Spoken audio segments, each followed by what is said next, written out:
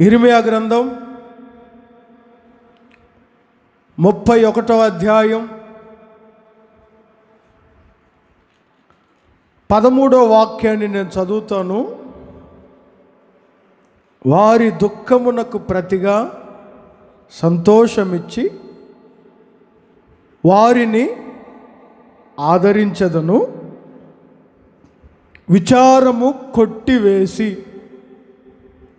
నేను వారికి ఆనందము కలుగజేతును. తలలు పైకి లేపి ఈ మాటను ఆలకించండి.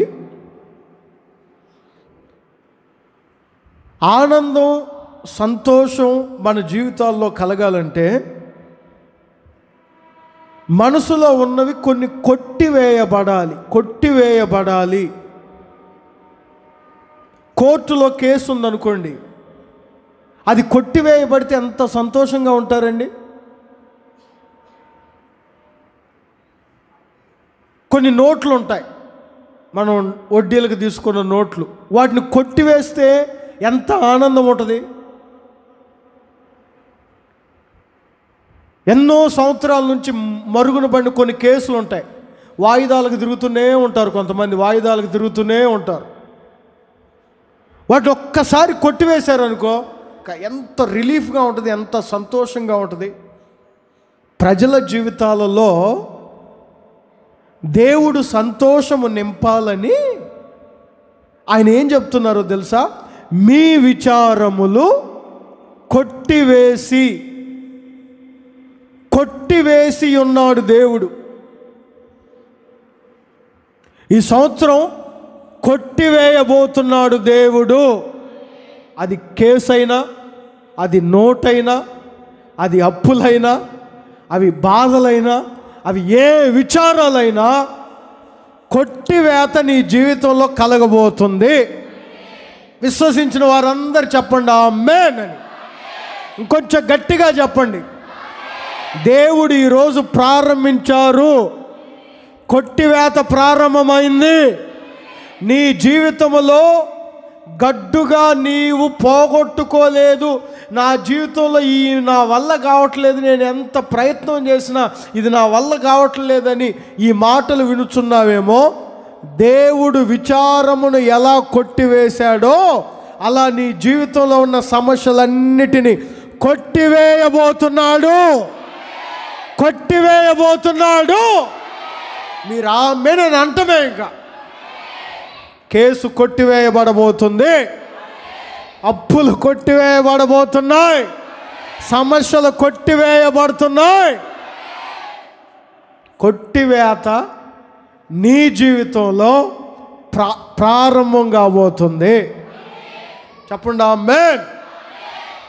నిన్ను సంతోషపరచబోతున్నాడు. నిన్ను సంతోషపరచడానికి నీవు నీ జీవితంలో ఎన్ని విచారాలు, ఎన్ని ఇబ్బందులతో నలిగిపోతున్నావో నేను ఒక మాట చదివిస్తాను చూడండి. 126వ కీర్తన పరిశుద్ధ గ్రంథంలో 126వ కీర్తన మొదటి వాక్యం నుంచి చివరి వాక్యం వరకు అసలు ఆ కీర్తన అంతా చదువుకుంటే 126వ కీర్తన మొదటి వాక్యం నుంచి చూడండి.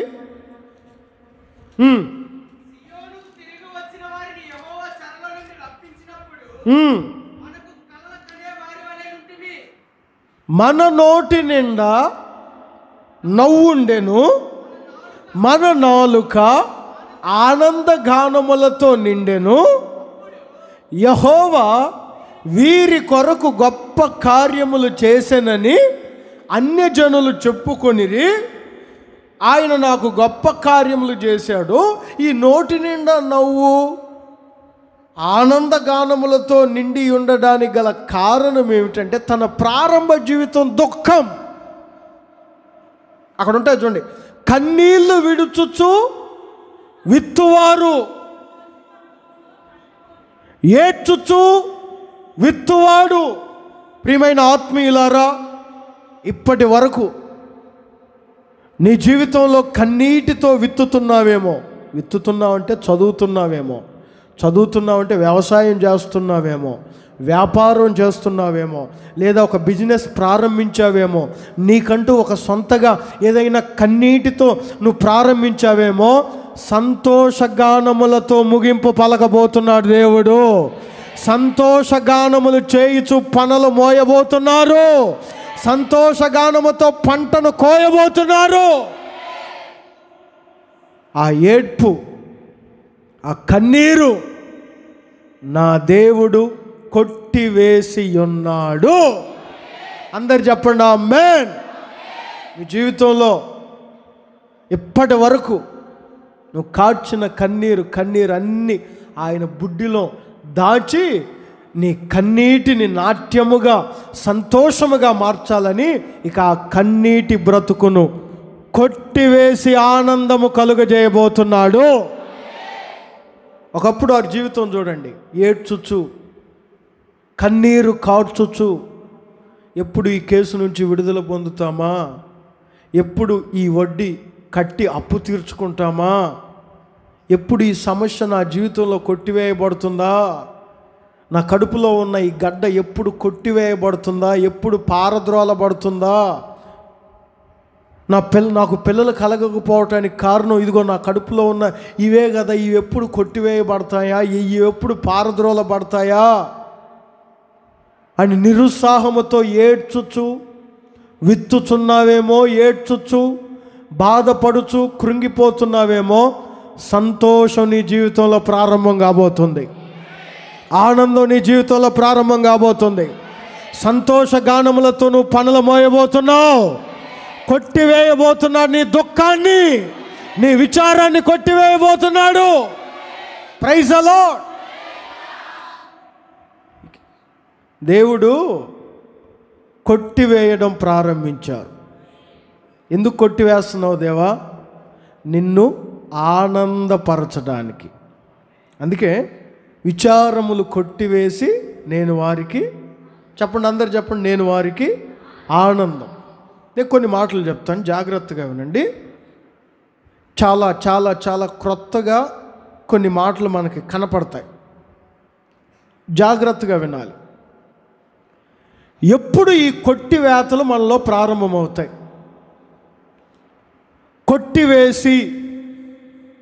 కొట్టివేసి నీకు ఆనందాన్ని కలుగు చేస్తారు, కొట్టివేసి నీకు సంతోషాన్ని కలుగు చేస్తారు. అసలు నీ జీవితంలో, నా జీవితంలో దేవుడు మన విచారాలు కానీ, మనలో ఉన్న బాధలు కానీ, మన జీవితంలో ఉన్న సమస్యలు కానీ ఈ కొట్టివేయాలంటే అసలు ఎప్పుడు ఆయన కొట్టివేస్తారు? కొట్టివేత ఎప్పుడు జరుగుతుంది మనలో? కొన్ని మాటలు చెప్తాను చూడండి. యెహోషువ గ్రంథం 23వ అధ్యాయం, పరిశుద్ధ గ్రంథంలో బైబిల్ అందరూ తెరచి చూడండి ఈ మాటను. 23వ అధ్యాయం యెహోషువ గ్రంథం. ఈ 23వ అధ్యాయంలో నేను చెప్పే మాటలను చూడండి. 5వ వాక్యం నుంచి 7వ వాక్యం వరకు జాగ్రత్తగా చదివితే అక్కడ కొన్ని మాటలు రాయబడి ఉంటాయి.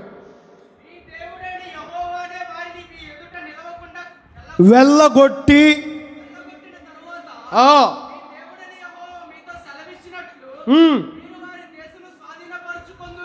మీరు వారి దేశమును స్వాధీనపరుచుకొందురు.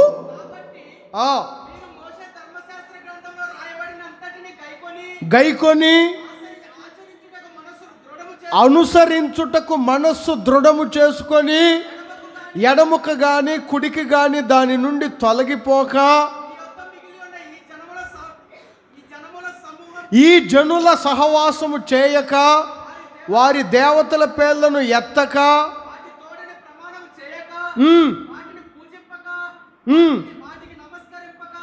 మీరు నేటి వరకు చేసినట్లు యెహోవాను హత్తుకొని ఉండవలెను. యెహోవా బలము గల గొప్ప జనములను మీ ఎదుట నుండి కొట్టివేసి ఉన్నాడు. ఈ మాటను జాగ్రత్తగా వినండి. ఆ జనములు అవన్నీ పక్కన పెట్టండి. విచారములు కొట్టివేసి ఉన్నాడు. ఎందుకు వీరి జీవితంలో ఆ విచారాలను కొట్టివేసి ఉన్నాడు అంటే ప్రవక్త చెప్తారు, అక్కడ ఒక మాట అంటారు. అసలు వీరి జీవితంలో వారికన్నా బలమైన జనం, ఆ బలమైన జనమును వారి ఎదుట నుండి కొట్టివేయడానికి కారణం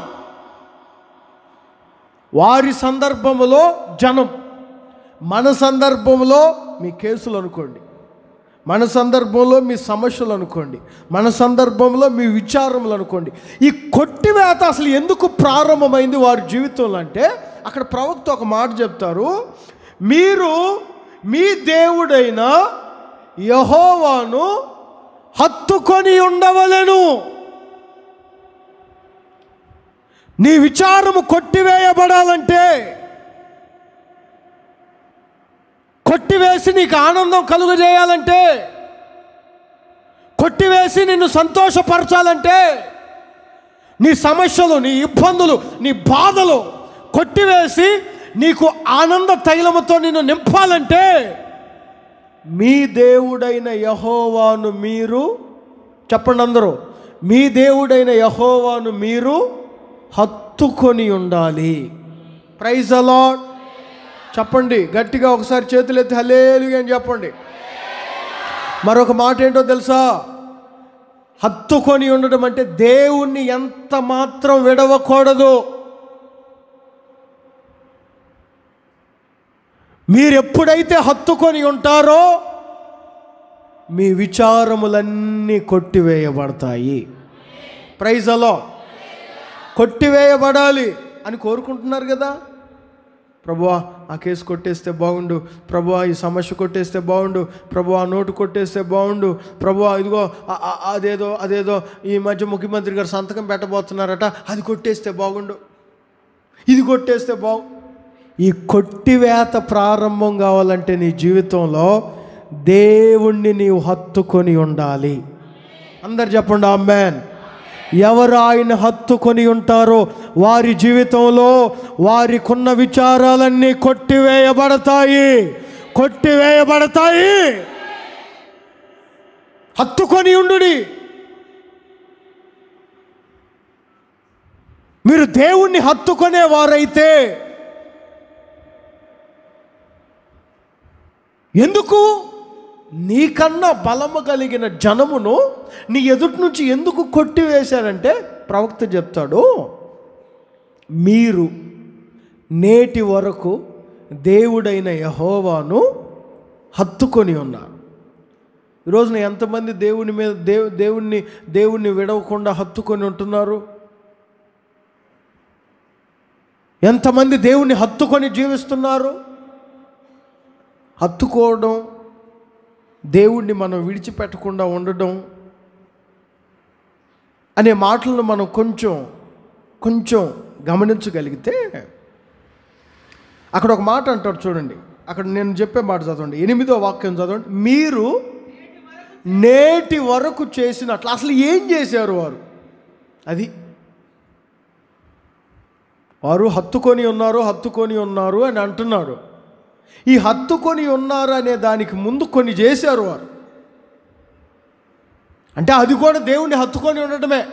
అందుకే అక్కడ అంటాడు, మీరు నేటి వరకు చేసినట్లు. నేను ఒకటి చెప్తున్నాను అండి, నేను దేవుణ్ణి హత్తుకునేవాడిని అయితే నేను కొన్ని క్రియలు చేయాలి. నేను దేవుణ్ణి హత్తుకొని జీవించే వ్యక్తిని అయితే నాలో కొన్ని స్వభావాలు కనపడాలి. నేను దేవుణ్ణి హత్తుకొని నడిచే వ్యక్తిని అయితే నాలో కొన్ని క్రియలు కనపడాలి. వారిలో కొన్ని కనపడుతున్నాయి. అందుకే అంటాడు, మీరు నేటి వరకు చేసినట్లు. కొంచెం పై వాక్యాల్లోకి వెళ్దామా? వారు అసలు ఏం చేశారు? ఒక 2 మాటలు చెప్తాను చూడండి. వారు హత్తుకొని ఉన్నారు అని ఎలా చెప్తున్నారు ప్రవక్త అంటే, నేను చెప్పే మాటలు మీరు గమనించండి జాగ్రత్తగా. 6వ వాక్యంలో మోషే ధర్మశాస్త్ర గ్రంథములో వ్రాయబడినదంతటిని గైకొని అనుసరించుటకు తమ మనస్సును దృఢం చేసుకున్నారు. సెకండ్ వన్, కుడి ఎడమలకు తొలగిపోలేదు. అక్కడ ఉంటుంది చూడండి, వారు మనస్సును దృఢం చేసుకొని ఎడమకు కానీ కుడికి కానీ దాని నుండి తొలగిపోక. హత్తుకొని ఉండే వ్యక్తి మనస్సు దృఢంగా ఉంటుంది, దృఢంగా. రెండోదిగా, ఎడమకు కానీ కుడికి కానీ, చెప్పండి, ఎడమకు కానీ కుడికి కానీ తొలగిపోడు. హత్తుకొని ఉన్న వారిలో ఇవి కనపడతాయి. వారి మనసు ఎలా ఉంటుందో తెలుసా? వారి మనసు దృఢంగా ఉంటుంది. Praise the Lord. దృఢంగా ఉంటుంది. దృఢంగా, దృఢం అనే మాటకు అర్థం ఏంటంటే నిలకడ. వారి మనస్సు దృఢంగా ఉంటుంది, నిలకడ కలిగి ఉంటారు. సంఘాలు మారరు, మందిరాలను మారరు. దృఢమైన మనస్సు కలిగి ఉంటారు.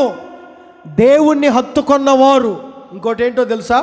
ఎడమకు కానీ, చెప్పండి, కుడికి కానీ అస్సలు తొలగిపోరండి. దేవుణ్ణి హత్తుకున్న వారిలో ఈ రెండు కనబడతాయి. దృఢం. కొంతమందిని చూడండి, ఎంతమంది ఎన్నైనా వచ్చి చెప్పని, పొరపాటుని అడుగు తీసి బయట పెట్టరు. ఇంకా ఎంతమంది ఎన్నైనా చెప్పని దృఢంగా ఉంటారు. అందుకే ప్రవక్త అంటారు, అసలు నేటి వరకు మీరు ఇవి చేశారు. నేటి వరకు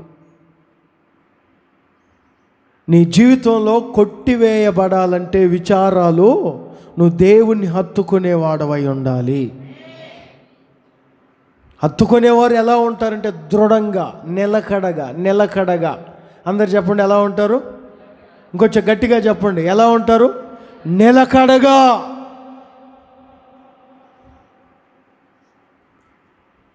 చంచలంగా ఉండరు. ఒక దృఢమైన మనస్సు కలిగి ఉంటారు. దేవుని వాక్యాన్ని నేను వినాలి, వాక్య ప్రకారం నడవాలి, సంఘములో అంటుకట్టబడాలి, సహవాసంలో స్థిరపరచబడాలి అనే దానిలో ఒక దృఢమైన మనస్సు కలిగి ఉంటారు. కొంతమందికి నిలకడ ఉండదు. రూతు చెప్తారు చూడండి, రూతు మరణము తప్ప ఇక నిన్ను నన్ను, దేవుణ్ణి కానీ నిన్ను నన్ను, మరణము తప్ప ఏది మనలను దూరము చేయదు. ఎంత దృఢమైన మనసు అది! ఎంత దృఢమైన స్వభావం! రూతు చెప్తారు చూడండి, మరణము రూతు గ్రంథం 1వ అధ్యాయం 17వ వాక్యాన్ని చదవండి. అంతే, నువ్వు మృతి పొందిన చోటనే నేను మృతి పొందుతా. నువ్వు ఎక్కడ పాతి పెట్టబడతావు అక్కడే పాతి పెట్టబడతావు. ఎంత దృఢమైన మనసు చూడండి రూతుకి. ఎంతమంది విశ్వాసుల్లో ఉంది ఈ దృఢమైన నిలకడ ఎంతమందిలో ఉంది? ఒక దృఢమైన మనస్సు చూడండి. మరణము తప్ప నిన్ను నన్ను ఇక ఏది చెప్పడం మాటల వరకే కాదు. కొంతమంది మాటలు చెబుతుంటారు, అబ్బా నేను స్ట్రాంగ్ అని, నేను స్ట్రాంగ్ అంటుంటారు. పాస్టర్ గారు 2 సార్లు కనుక తిట్టాడు అనుకో, స్ట్రాంగ్ లేదు, ఇంక ఏమీ లేదు. పాస్టర్ గారికి 2 మాటలు తిడితే చాలు, ఇంకా అసలు ఎక్కడ లేని ఆవేశం వచ్చి, అసలు నాకు ఈ చర్చి వద్దో, నాకు ఈ సంఘం వద్దో, బతుకుంటే బఠానీలు అమ్ముకొనైనా బ్రతుకుతాను. మరణము తప్ప నువ్వు మృతి పొందిన చోటనే నేను మృతి పొందుతా. ఇంకేం చెప్పింది? నువ్వు పాతి పెట్టబడి చోట నేను అక్కడే. ఎంత దృఢంగా తెలుసా? అంతేకాదండి, ఆమె నిలకడ చెప్పడం కాదు. నేను మీకు ఒక మాట చదివిస్తాను చూడండి. రూతు గ్రంథం 2వ అధ్యాయం 21వ వాక్యం, 22వ వాక్యం, 23వ వాక్యాన్ని చదివితే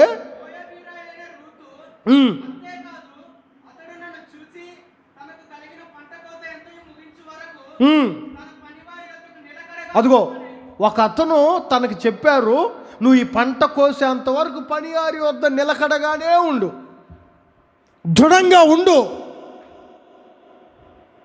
అంతే నిలకడగా ఉన్నది ఆమె. ప్రియమైన ఆత్మీయులారా, ఒక స్త్రీ దృఢంగా ఉండటం అంటే మామూలు విషయం కాదు. ఒక భర్తను కోల్పోయి యవ్వన వయసులోనే అంత దృఢంగా, ఒక నిలకడగా, దృఢమైన మనస్సుతో ఉండడం అంటే అది మామూలు విషయం కాదు. కనుకనే రూతు పరిశుద్ధుల జాబితాలో చేర్చబడింది. ఒక దృఢమైన మనస్సు. బెండ్ అయిపోయే వాళ్ళు ఉంటారు కొంతమంది, నిలకడ లేకుండా బెండ్ అయిపోయేవాళ్ళు. ఉండదు, మాటల్లో నిలకడ ఉండదు, ప్రవర్తనలో నిలకడ ఉండదు. కొంతమందికి అసలు నిలకడే ఉండదు. రూతు మీరు చదువుకోండి, కోత ఆరంభం నుంచి కోత ముగించేంత వరకు నిలకడగానే ఉన్నది, దృఢమైన మనస్సు కలిగే ఉన్నది. ప్రియమైన ఆత్మీయులారా, రక్షణ పొందిన ప్రారంభం నుంచి యేసుక్రీస్తు రాకడ వచ్చేంత వరకు ఒక విశ్వాసి దృఢమైన మనస్సు కలిగి ఉండాలి, నిలకడ కలిగి ఉండాలి.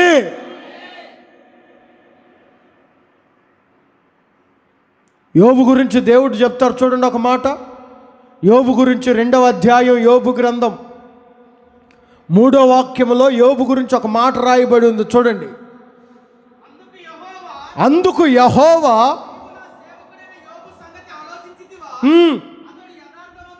యథార్థవంతుడు న్యాయవంతుడై కలిగి విసర్జించిన వాడు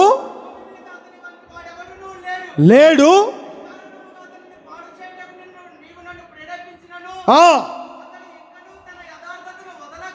ఇంకను తన యథార్థతను వదలక నిలకడగా ఉన్నాడు. ఒరే సాతానా, నువ్వెన్ని ప్రేరేపించినా, ప్రభువు చెప్తున్నారు చూడండి ఎంత చక్కటి మాట. సాతానా, నువ్వు ఎన్ని ప్రయత్నాలు చేశావు, చూసావా? నా సేవకుడైన యోబు యథార్థతలో చెప్పండి దృఢంగా ఉన్నాడు. నీలో ఉందా ఆ దృఢం? వారి జీవితంలో ఎందుకు కొట్టివేశాడు వారికన్నా బలమైన జనమును? వారికన్నా బలమైన జనమును ఎందుకు కొట్టివేశాడంటే వారు తమ మనస్సును దృఢపరుచుకున్నారు. ప్రియమైన విశ్వాసులారా, నీ విచారాలు కొట్టివేయబడాలంటే, నీ సమస్యలు కొట్టివేయబడాలంటే, అసలు కొట్టివేత నీ జీవితంలో ప్రారంభం కావాలంటే నీవు దేవుణ్ణి హత్తుకొని ఉండాలి. హత్తుకున్న వారు ఎలా ఉంటారంటే వారి మనస్సులను చెప్పండి ఎలా మనస్సును ఎలా ఉంచుకుంటారు? దృఢంగా, దృఢమైన మనస్సు, యథార్థతలో దృఢంగా ఉన్నాడండి, నిలకడగా ఉన్నాడు. సాతాను ఎన్నో ప్రయత్నాలు చేశాడు. కొంచెం యథార్థతను కొంచెం తోసిపుచ్చుదాం, యథార్థతను ఎన్ని ప్రయత్నాలు చేశాడో తెలుసా? సాతాను టచ్ చేస్తుంటాడు. యోబుని ఎంత పరీక్షించుంటాడు అనుకుంటున్నావు? ఆ మాట మీరు డీప్గా చదువుకోండి. నువ్వు ఎంత శోధించినా, అక్కడ అంటాడు దేవుడు, నువ్వు ఎంత శోధించినా నా సేవకుడైన యోబు చెప్పండి యథార్థతలో దృఢంగా ఉన్నాడు. Praise the Lord. ప్రియమైన ఆత్మీయులారా, మీరు దృఢమైన మనసు కలిగి ఉండాలి. దృఢమైన మనస్సు కలిగి ఉండాలి,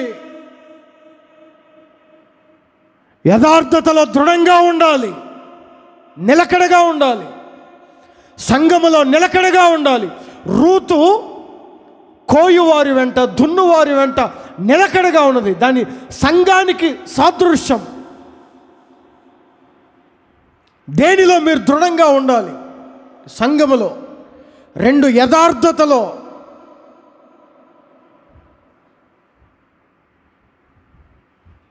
ఇంకొక మాట చెప్తాను చూడండి. అపోస్తులుడైన పౌలు ఒక మాట చెప్తారు. 18వ అధ్యాయం అపోస్తుల కార్యముల 5వ వాక్యం. అపోస్తుల కార్యములు 18వ అధ్యాయం 5వ వాక్యంలో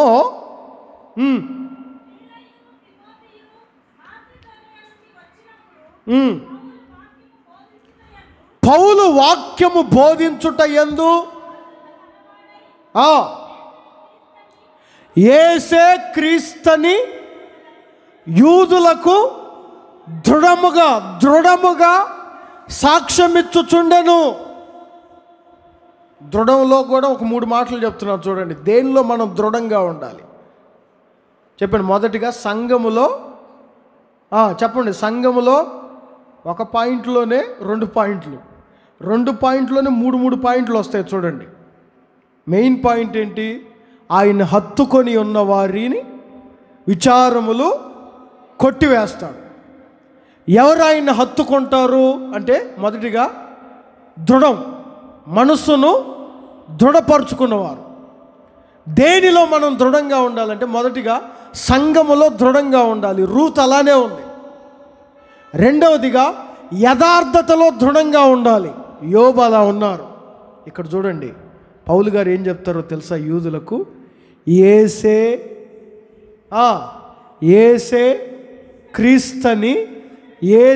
క్రీస్తుని యూదులకు దృఢంగా సాక్ష్యమిచ్చుచుండెను.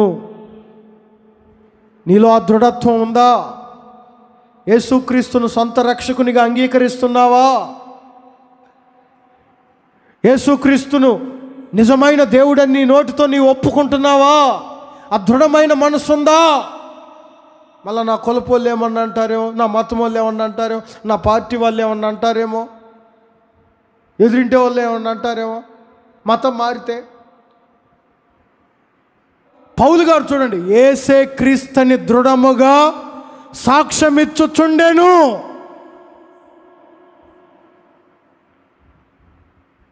రక్షణ పొంది నీవు ఎంతకాలమైంది? ఎంతమందికి యేసే క్రీస్తుని ప్రకటించావు? ఆ నిలకడ నీలో ఉందా? పౌలు గారు చూడండి, యోదయలో ఉన్న వారందరికీ ఏమని చెప్తున్నాడు? యేసే. ఇక కొట్టినా ఆ నిలకడ మానదు. కొరడాలతో హింసించినా ఆ దృఢత్వం మారదు. దేవుని ప్రియులారా, ఈ కడవరి దినాలలో యథార్థతలో మీరు దృఢంగా ఉండాలి. సంఘములో మీరు దృఢంగా ఉండాలి. యేసే క్రీస్తునే ఒప్పుకునే దానిలో మీరు దృఢంగా ఉండాలి. ఆ నిలకడ ఎంతమందిలో ఉందో వారు దేవుణ్ణి హత్తుకున్నవారు, వారి విచారములు కొట్టివేయబడతాయి. Praise the lord. చెప్పండి చేతులెత్తి ఒకసారి గట్టిగా హల్లెలూయా. హత్తుకోవడంలోనే ఒక 2వ మాట ఉంది.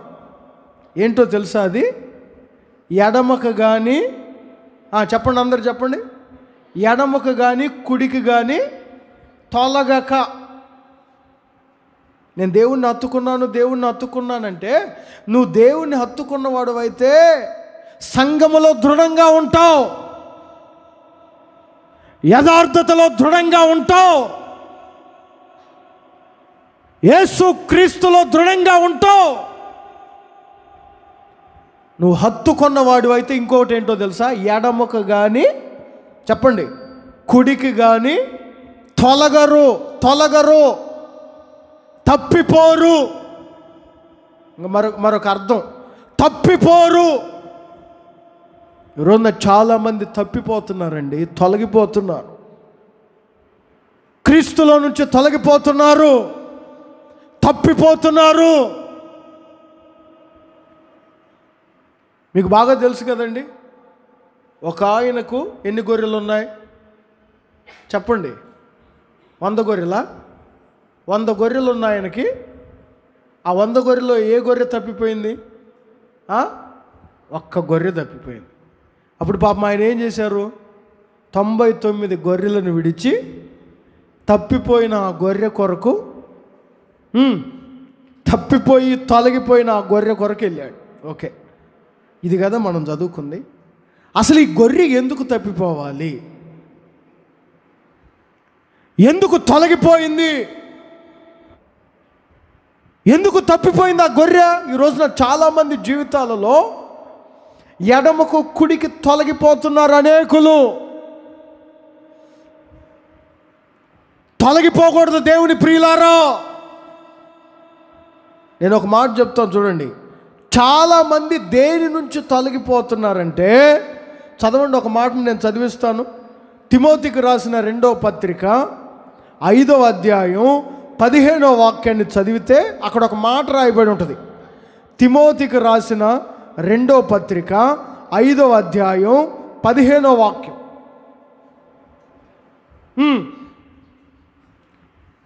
లేదా? తిమోతికి రాసిన 2వ పత్రిక, త్రోవ నుండి తొలగిపోయిరి. అక్కడ ఒకటి ఉంటుంది. పేతురు రాసిన 2వ పత్రిక 2వ అధ్యాయం 21వ వాక్యాన్ని చూడండి. పేతురు రాసిన 2వ పత్రిక 2వ అధ్యాయం 21వ వాక్యం.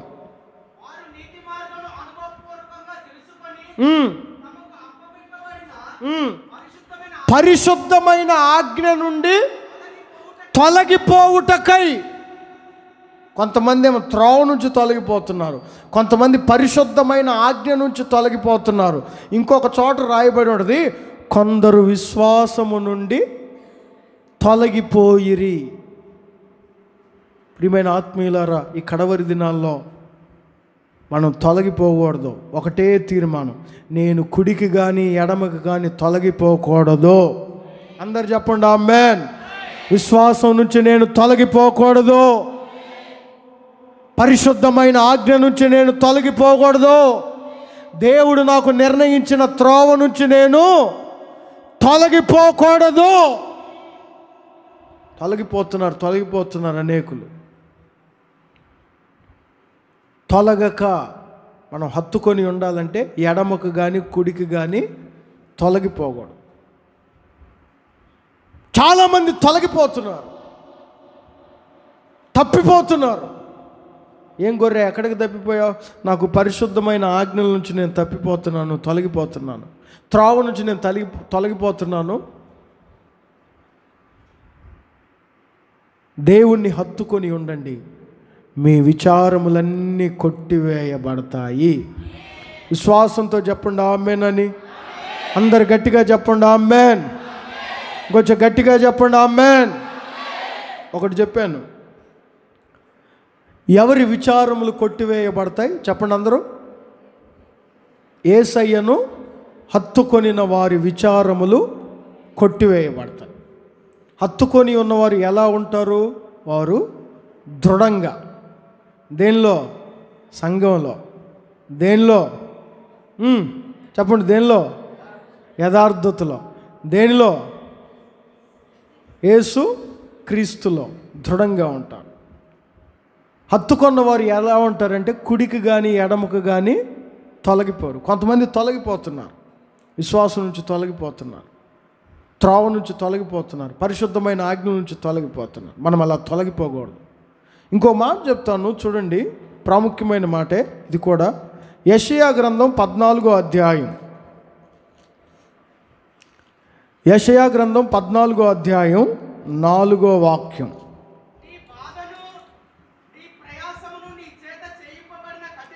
కఠిన దాస్యమును కొట్టివేసి యెహోవా నిన్ను విశ్రమింపజేయు దినమున. అక్కడ ఆపండి. ఇక్కడ కొట్టివేసి. ఎందుకు వీరి బాధలను, వీరి కఠిన దాస్యాన్ని దేవుడు కొట్టివేశారు? మన జీవితంలో మన విచారాలు కొట్టివేయాలంటే ఒకటి చెప్పాను, దేవుణ్ణి హత్తుకొని ఉండండి అని. చూడండి, ఇక్కడ వారి కఠిన దాస్యాన్ని, వారి ప్రయాసను, వారి చేత చేయింపబడిన కఠిన దాస్యం కొట్టివేయబడటానికి కారణం పై వాక్యాలు చదివితే ఇశ్రాయేలు ప్రజల గురించి రాయబడి ఉంది. ఎందుకు వారి జీవితంలో ఉన్న ఆ కఠిన దాస్యాన్ని దేవుడు కొట్టివేశారు అంటే, చూడండి, నేను ఒక మాట చెప్తాను. 2వ వాక్యంలో, జనములు వారిని తీసుకొని వచ్చి, జాగ్రత్తగా చూడండి, వారి స్వదేశమున వారిని ప్రవేశపెట్టుదురు, దాసులుగాను పనికత్తెలుగాను. ఆ మాట చూడండి, స్వాధీనపరుచుకొందురు. అందరు చెప్పండి, ఏంటి చెప్పాలి? అందరు చెప్పండి. కబ్జా చేయడం అంటారా? స్వాధీనపరుచుకొందురు. ఒకసారి అందరు చెప్పండి ఈ మాట. మేము స్వాధీనపరుచుకోవాలి అని అనండి అందరూ. ఇంకొంచెం గట్టిగా అనండి, ఇంకొంచెం గట్టిగా అనండి. మీరు ఏం స్వాధీనపరచుకోవాలో తెలుసా? ఇళ్ళ స్థలాలు కాదు. మీరేం స్వాధీనపరచుకోవాలో తెలుసా? స్వాధీనపరచుకోవటం అంటే నీ ఆధీనంలోనికి రావాలి. Praise the Lord. పూర్తిగా ఇంకా నీ ఆధీనంలోనికి రావాలి. ఎప్పుడైతే నీవు స్వాధీనపరుచుకుంటావో అప్పుడు దేవుడు నీ విచారములు కొట్టివేస్తాడు. వారు స్వాధీనపరుచుకున్నారు. పనికత్తెలను, దాసులను, అక్కడ కొన్నిటిని వారు స్వాధీనపరుచుకున్నారు. నేను స్వాధీనపరుచుకోవడం అని చెప్తాను. చూడండి, మనం దేన్ని స్వాధీనపరుచుకుంటామో తెలుసా?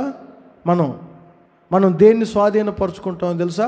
ఎక్కడన్నా ఖాళీ స్థలం కనపడితే ముందు అర్జెంటుగా అక్కడ ఒక గుడిసేస్తాం. ఇక ఈ స్థలం నాది, ఇక దాన్ని నేను స్వాధీనపరుచుకున్నాను. దేవుని బిడ్డలు ఏమి స్వాధీనపరుచుకోవాలి? మొదటిగా హత్తుకొని ఉండాలి, అప్పుడు విచారములు కొట్టివేయబడతాయి. రెండవదిగా స్వాధీనపరుచుకోవాలి. నీ స్వాధీనంలోనికి రావాలి.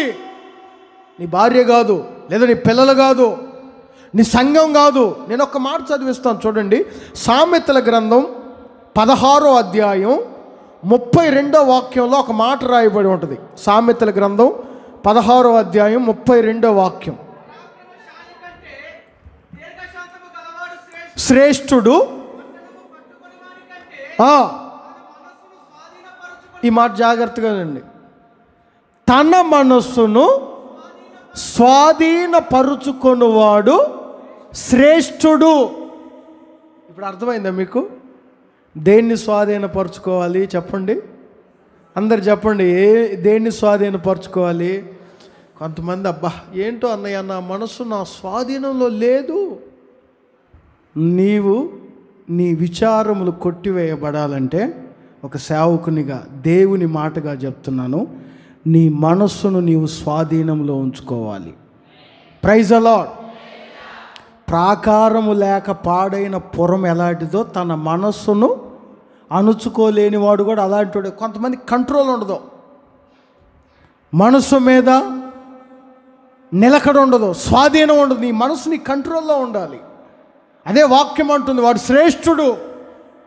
ఒకవేళ ఆస్తి లేకపోవచ్చు, ఐశ్వర్యం లేకపోవచ్చు, కానీ తన మనస్సును స్వాధీనపరుచుకున్నవాడు శ్రేష్ఠుడు. ఎందుకో తెలుసా?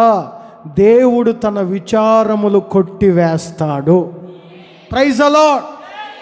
మన మనస్సును మన కంట్రోల్లో లేకుండా చేయాలని ఎన్నో ప్రయత్నాలు చేస్తాడు సాతాను. నీ మనసును నీ స్వాధీనంలో ఉండేవాడో, నీ మనస్సును నీ కంట్రోల్లో ఉండేవాడో. దావీదుకి ఒకటి ఉంది, ఒక గోల్ ఉంది. ఎలాగైనా సరే ఆ కోటను నేను స్వాధీనపరచుకోవాలి, ఆ సియోను పురాన్ని, దాన్ని స్వాధీనపరచుకోవాలి. సాతాను గాడు తన ప్రయత్నం ప్రారంభించాడు. రే, నువ్వు ఈ కోటలోకి వచ్చావంటే గుడ్డోళ్ళు, కుంటోళ్ళు, కుష్టోళ్ళు కూడా నేను తరిమేస్తారా బాబు. సాతాను చూడండి తన మైండ్ ఎలా ఎలా ఎలా సైడ్ చేస్తున్నాడో. ఇప్పుడు కోట మీద పోయింది మైండ్ అంతా. వాడి దృష్టి ఏంటో తెలుసా? కోట దేవుని మీద ఉండేవదో. నా మనసు నేను కంట్రోల్ చేసుకోను, మనసు అంతా గుడ్డోళ్ళ మీద, కుంటోళ్ళ మీద, వాళ్ళ మీద పోయింది. ఎవరు ఎన్ని ప్రయత్నాలు చేసినా దావీదు ఎవరో తెలుసండి, తన మనస్సును స్వాధీనపరుచుకున్నవాడు. Praise the lord. నేటి విశ్వాసులు కూడా మీ మనస్సును మీ స్వాధీనములో ఉంచుకోవాలి. ఆస్తులు కాదు, అంతస్తులు కాదు, కులాన్ని కాదు, నీ స్వాధీనంలో తెచ్చుకోవాల్సింది, నువ్వు స్వాధీనపరచుకోవలసింది అన్నిటికన్నా ప్రాముఖ్యమైన నీ మనస్సును నువ్వు స్వాధీనంలో ఉంచుకో. మనస్సును మనం స్వాధీనపరచుకోవాలి. మనస్సును దావీదు ఆ కోటను స్వాధీనపరచుకోనకుండా ఎన్ని ప్రయత్నాలు చేశారో తెలుసా? యెబూసీలు. అది సమూయేలు 2వ గ్రంథం 5వ అధ్యాయం 7వ వాక్యంలో ఉంటుంది, మీరు తర్వాత చదువుకోండి. దావీదును ఎవ్వరు ఆపలేకపోయారు, తన అనుకున్నది స్వాధీనపరుచుకున్నాడు. కారణం ఏంటో తెలుసా? తన మనస్సు. నీ మనసును నువ్వు స్వాధీనపరచుకోవాలంటే ఒక మాట చెప్తాను, ఒక్క మాట. తిమోతికి రాసిన మొదటి పత్రిక 3వ అధ్యాయం చూడండి. తిమోతికి రాసిన మొదటి పత్రిక 3వ అధ్యాయం మొదటి వాక్యం నుంచి. తిమోతికి రాసిన మొదటి పత్రిక 3వ అధ్యాయం మొదటి వాక్యం నుంచి చదవండి. జాగ్రత్తగా చదవండి అమ్మా. అమ్మా, ఎవరైనా అధ్యక్ష పదవిని ఆశించినప్పుడు అట్టివాడు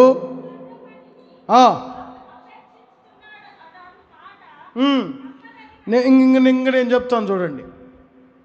ఇక్కడ కొన్ని మాటలు ఉంటాయి, జాగ్రత్తగా నేను చెప్తాను వినండి. అధ్యక్షుడగువాడు నిందారహితుడు, ఏకపత్ని పురుషుడు, మితానుభావుడు, స్వస్థ బుద్ధి గలవాడు, మర్యాదస్తుడు, అతిథి ప్రియుడు, బోధింప తగినవాడు అయ్యుండి మద్యపానీయు కొట్టువాడును గాక, సాత్వికుడును, జగడమాడని వాడును, ధనాపేక్ష లేనివాడునై సంపూర్ణ మాన్యత కలిగి స్వాధీనపరుచుకొనును. నీ మనసును నువ్వు స్వాధీనపరచుకోవాలంటే ఇన్ని ఉన్నాయి. మితానుభావం ఉండాలి, జగడమాడకూడదు, ధనాపేక్ష లేనివాడై ఉండకూడదు, ధనాపేక్ష లేనివాడై ఉండాలి. ఇంకా చూడండి చాలా ఉన్నాయి. నిందారహితుడు, మితానుభావుడు, స్వస్థబుద్ధి గలవాడు, మర్యాదస్తుడు. మనం స్వాధీనపరుచుకునే వారమై ఉండాలి. చెప్పండి ఆమేన్. గట్టిగా చెప్పండి ఆమేన్. హత్తుకోవాలి, 1. 2 స్వాధీనపరచుకోవాలి. ఇంకొక మాట చెప్తాను చూడండి. జఫన్యా గ్రంథం 3వ అధ్యాయం, ఇంకొక మాట నేను ముగించబోతున్నాను. జఫన్యా గ్రంథం 3వ అధ్యాయం 14-15 వాక్యాలు చదువుతారు చూడండి. జఫన్యా గ్రంథం 3వ అధ్యాయం 14-15 వాక్యాలు. సియోను నివాసులారా చేయుడి, ఇశ్రాయేలీయులారా చేయుడి, గంతులు వేయి, ఆయన మీకు విధించిన శిక్షను కొట్టివేసి ఉన్నాడు. మీ విచారములన్నీ కొట్టివేసి ఉన్నాడు. ఆమేన్ అని చెప్పండి అందరూ. ఆమేన్. కొట్టివేత జరగాలంటే మొదటిగా నీవు ఆయన్ను హత్తుకోవాలి. రెండవదిగా నీవు చెప్పండి అందరూ, స్వాధీనపరుచుకోవాలి. దేన్ని? నా మనస్సును. చివరిగా ఒక మాట చెప్తాను. ఇక్కడ ఎందుకు ఆయన వారికి కొట్టివేసి ఉన్నాడు, వారి విచారములు ఎందుకు కొట్టివేసి ఉన్నాడంటే, ఇశ్రాయేలీయులైన ఆయన ప్రియులతో ఒక మాట చెప్తాడు చూడండి. ఇశ్రాయేలీయులారా ఏమన్నాడు? ఇశ్రాయేలీయులారా జయధ్వని చేయుడి. ప్రతి కుటుంబములో జయధ్వని వినబడాలి. ప్రతి సంఘములో జయధ్వని వినబడాలి. మనలో జయధ్వని వినబడాలి. కొన్ని కుటుంబాల్లో అవి వినబడవు. ఏడుపులు, సంగీతాలు, వినకూడని మాటలు. ప్రియమైన ఆత్మీయులారా, నీ నోట ఎప్పుడు జయధ్వనే వినబడాలి. జయమిచ్చువాడు యేసయ్య. ఆయన గురించిన ధ్వనే నీ నోట రావాలి, నీ కుటుంబంలో రావాలి, నీ సంఘములో రావాలి. అప్పుడు నీ విచారములన్నీ కొట్టివేయబడతాయి. ప్రతిరోజులో ఒక్కసారైనా మీ కుటుంబంలో ఆ ధ్వనులు వినబడుతున్నాయా? ఒకసారి ఆలోచించండి. కుటుంబం అంతా కూర్చొని చక్కగా పాటలు పాడుకొని, దేవుని వాక్యాన్ని ధ్యానించుకొని, ప్రార్థన చేసుకొని, అలాంటి ధ్వనులు మీ కుటుంబాల్లో వినపడితే ఎందుకు సాతాను ప్రవేశిస్తారు? ఎందుకు దురాత్మలు ప్రవేశిస్తాయి? ఎందుకు శోధనలు సమీపిస్తాయి? కొంచెం ఆలోచించండి. ఏ ధ్వని వినబడుతుంది? నిర్గమాకాండం 32వ అధ్యాయం 17-18 వాక్యాల్లో అవే మాటలు రాయబడి ఉంటాయి. ఆ రోజున పాలెములో కొన్ని వేల మంది చనిపోయారు. ఆ ఘోషకు కారణం వారి నోట జయధ్వని వినపడవలసింది. ఏ ధ్వనులు వినపడుతున్నాయి చూడండి, చదవండి. పెద్ద కేకలు వేస్తూ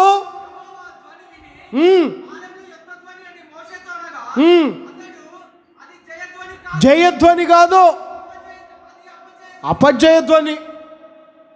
వాళ్ళు చక్కగా ప్రార్థన చేసుకొని పాటలు పాడేంత జ్ఞానం ఎక్కడుంది వాళ్ళకి? పెద్ద పెద్ద కేకలేస్తూ. వీధుల్లో లేచిన నీ నోరు నీ కుటుంబ ప్రార్థనలో లేస్తే ఎంత బాగుంటుంది? గొడవకు దిగినప్పుడు లేచే నీ గొంతు, నలుగురు మీ ఫ్యామిలీలో కూర్చొని చక్కగా దేవుని వాక్యాన్ని ధ్యానిస్తే ఎంత సంతోషంగా ఉంటుంది. నాకు న్యాయం జరగట్లేదే అని పత్రికలు పట్టుకొని తిరుగుతూ అరుస్తున్న నీవు నీ కుటుంబంలో కూర్చొని నీ ఇంట జయధ్వని మోగితే అసలు ఏ శత్రువు ఎందుకు ప్రవేశిస్తాడు? నీ విచారములన్నీ కొట్టివేయబడతాయి.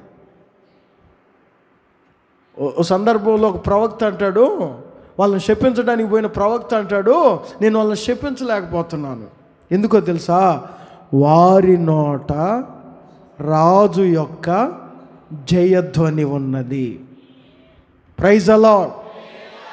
జయధ్వని కలిగిన విశ్వాసులుగా మీరు మారాలి. యేసయ్యను గురించి జయోత్సాహం చేస్తూ, యేసయ్యను గురించి పాటలు పాడుచు, దేవుని వాక్యాన్ని ధ్యానిస్తూ మారుమోగిపోవాలి మీ కుటుంబం. అలా ఉంటే నా దేవుడు మీ విచారములన్నీ కొట్టివేస్తా. Praise the lord. హత్తుకొని ఉన్న వారి విచారములు కొట్టివేయబడతాయి. స్వాధీనపరుచుకున్న వారి విచారములు చెప్పండి కొట్టివేయబడతాయి. జయధ్వని ఎవరిలోనైతే ఉంటుందో వారి విచారములు కొట్టివేయబడతాయి. కనుక నా ప్రియమైన దేవుని ప్రియులారా, కొట్టివేత నీ జీవితంలో ఏదైనా నీకు అడ్డుగా ఉంటే ఈ సంవత్సరం దేవుడు దాన్ని కొట్టివేయాలంటే ఒకటే, నీ కుటుంబంలో కూర్చొని రాజును గూర్చిన జయధ్వని చేయి. Praise the Lord. నీ కుటుంబంలో కూర్చొని రాజును గూర్చిన జయధ్వని చేయి. ఏది నీకు ఎదురుగా ఉందో అది కొట్టివేయబోతున్నాడు దేవుడు. ఏది నీకు అడ్డుగా ఉందో దాన్ని కొట్టివేయబోతున్నాడు దేవుడు. హత్తుకొని ఉండాయన్ను.